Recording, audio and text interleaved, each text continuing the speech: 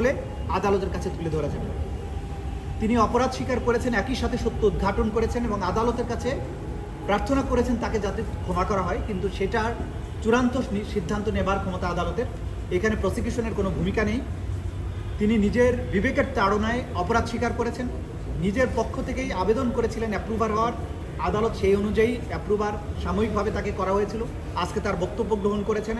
চূড়ান্ত সিদ্ধান্তের মধ্য দিয়ে তার ব্যাপারে আদালত কী সিদ্ধান্ত নেবেন সেটা নির্ধারিত হবে।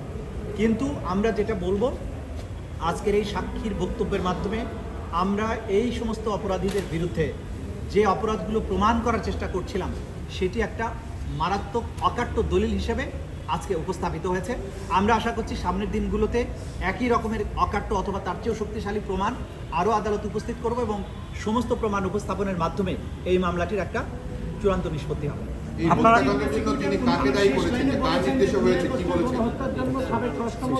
এবং শেখ হাসিনার নির্দেশে জুলাই আগস্টের গণহত্যা সংঘটিত হয়েছে। নির্দেশনা তিনি খুব ক্লিয়ার ল্যাঙ্গুয়েজে, কোনো রকমের দ্বিধা ছাড়া, কোনো রকমের দ্বিরুক্তি ছাড়া খুব ক্লিয়ারলি বলেছেন যে জুলাই আগস্টের গণহত্যা এবং মানবতা বিরোধী অপরাধ যেগুলো আগে হয়েছে সব কিছুর মূল নির্দেশদাতা হচ্ছেন তদানীন্তন প্রধানমন্ত্রী শেখ হাসিনা। এবং জুলাই আগস্টের ব্যাপারে তিনি যুক্ত করেছেন আসাদুজ্জামান খান কামাল, যিনি স্বরাষ্ট্রমন্ত্রী ছিলেন। এই দুজনের নির্দেশে বাকি কর্মকাণ্ডগুলো হয়েছে সেটা তিনি পরিষ্কার করেছেন।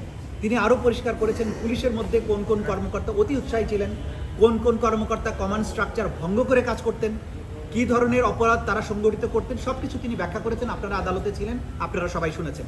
আমরা বিশ্বাস করি আপনাদের মাধ্যমে এই সাক্ষীর যে বক্তব্য সেটা গোটা জাতির কাছে পরিষ্কার হবে। আপনারা কি আশা করেন এই প্রিন্সিপাল অ্যাকিউজ কি খালাস পাবে সেটা আশা করেন? এটার কমপ্লিটলি আদালতের বিষয়, এই ব্যাপারে আমরা কোনো মন্তব্য